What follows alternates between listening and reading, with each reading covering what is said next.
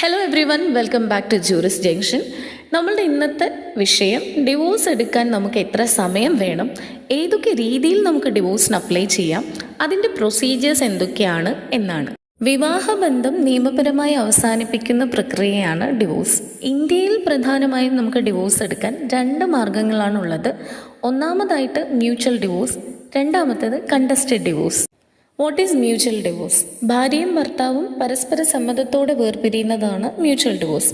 പ്രധാന ഒരു വ്യവസ്ഥ എന്ന് പറയുന്നത് കുറഞ്ഞത് 1 വർഷത്തെ വിവാഹ ജീവിതം ഉണ്ടായിരിക്കണം എന്നുള്ളതാണ്.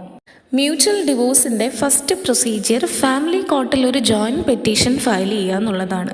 6 മാസത്തെ ഒരു വെയിറ്റിംഗ് പീരീഡ് ഉണ്ടാകും. ഇതിന് ശേഷമാണ് ഫൈനൽ ഹിയറിംഗ് വരിക. സാധാരണയായി 6 മാസം മുതൽ 1 വർഷം വരെയാണ് ഡിവോഴ്സ് ലഭിക്കാനുള്ള കാലാവധി. ചില പ്രത്യേക സാഹചര്യങ്ങളിൽ കോർട്ട് 6 മാസത്തെ വേവ് ചെയ്തിട്ട് പെട്ടെന്നുള്ള ഡിവോഴ്സ് അനുവദിക്കാറുണ്ട്.